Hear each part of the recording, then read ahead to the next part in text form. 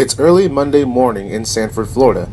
Having to run some errands up here, I finish early enough that I decide to go look for A766, the CSX Aloma Branch local.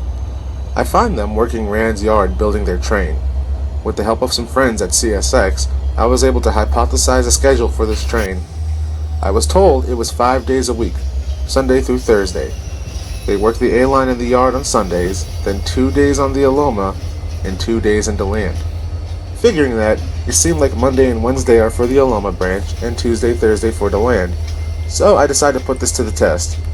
While watching them, I hear Amtrak 53 call a restricting into the yard for auto train, but nowhere to shoot at this point until they start breaking down the train for passengers.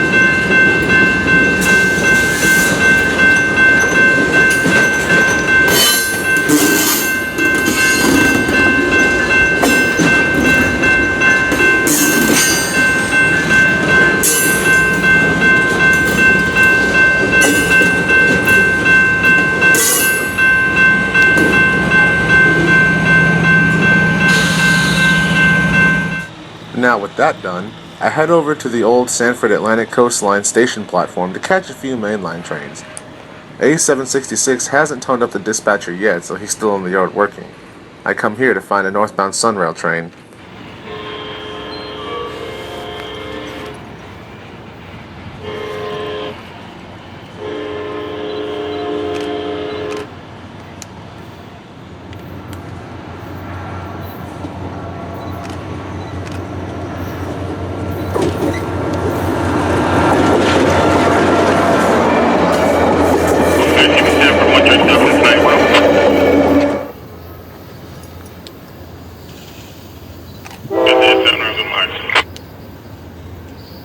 When you look good, walk to the place, you have a station stuff.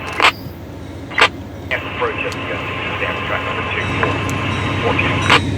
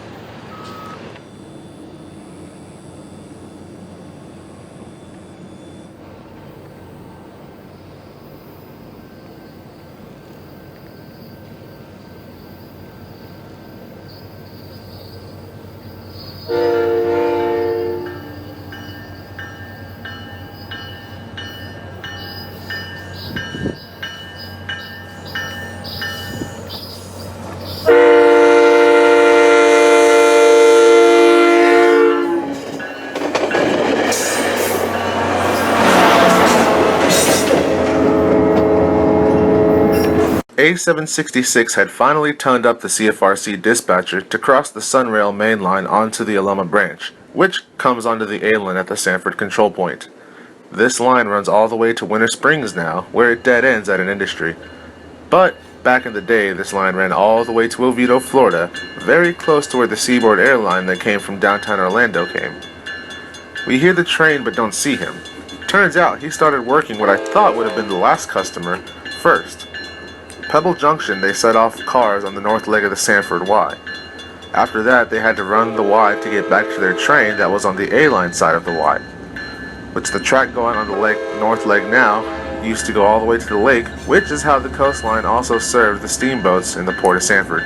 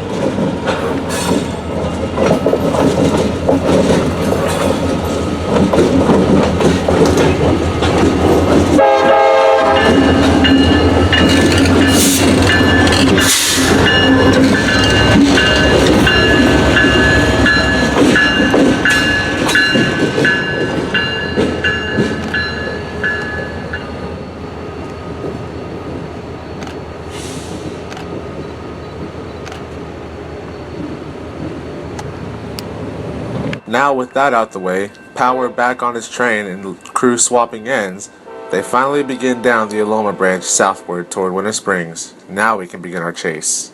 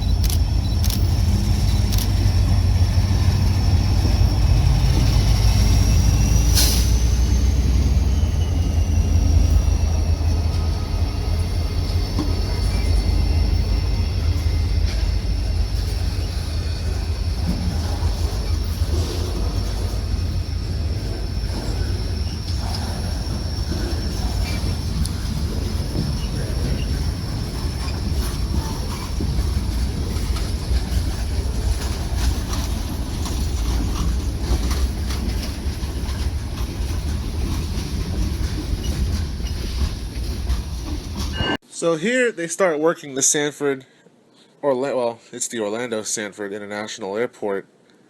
I had actually lost them after the last scene because I was looking at a map and I took the complete wrong direction. I thought I was going south, but I was actually going west.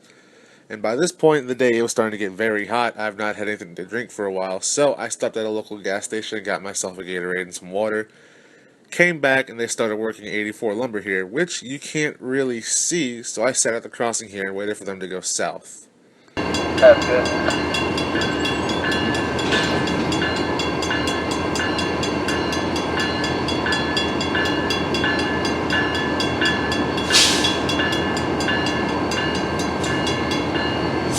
Five two on the point, 8 down, cross the clear. Give me about 7 cars for 4. Moving.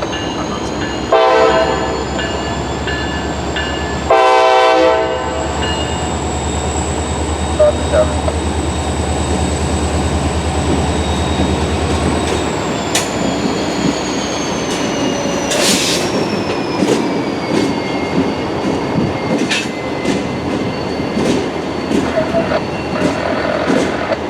Finally, after sitting and waiting for, I think, almost an hour, we moved south one crossing once they started moving south again to catch them on the roll. By now, the sun was starting to get toward high noon, and so photos weren't really doing much, and, well, you can see for yourself when the train comes by.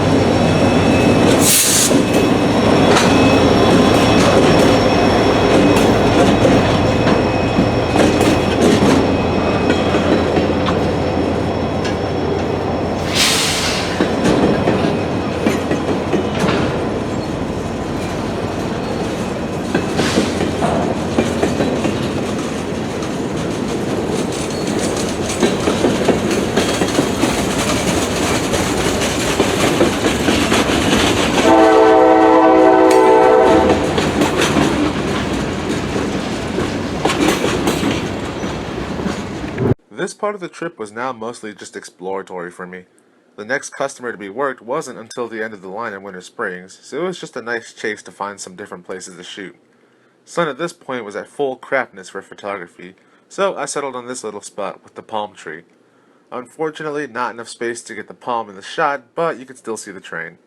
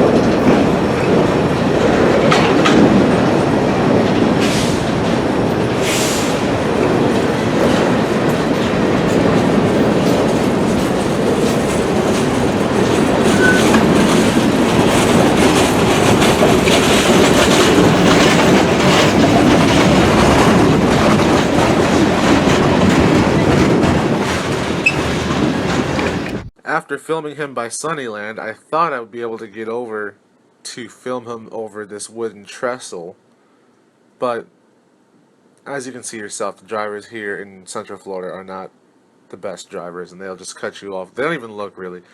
They just, you're trying to change lanes in one, no matter what, it never fails. We'll always do it right in front of you the same way you were trying to get to, and you can never get anywhere. So I missed the trestle shot. So close toward the end of the line we go.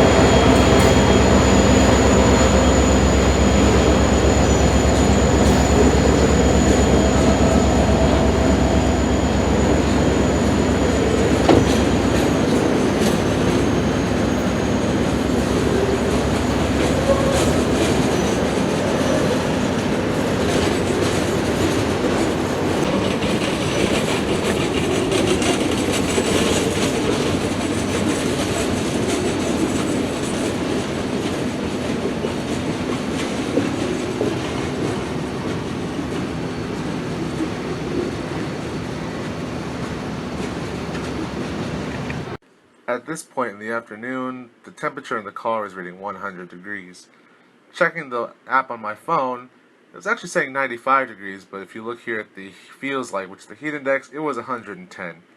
Which my buddy who works, well, he doesn't work, but he went to school for meteorology, told me that that only applies to the temperature in the shade, the heat index. In direct sun, which as you can see there's all of the direct sun right here, you had 15 degrees on top of that. So with that being almost 2 o'clock, having to work later on at 11 o'clock at night, and needing to get some sleep, I decided to call it a day. This was not bad for a first time chasing this local, and I'll be back to do it again soon. But just to give a first time and give you guys something to watch. Hope you enjoyed it. Thanks for watching.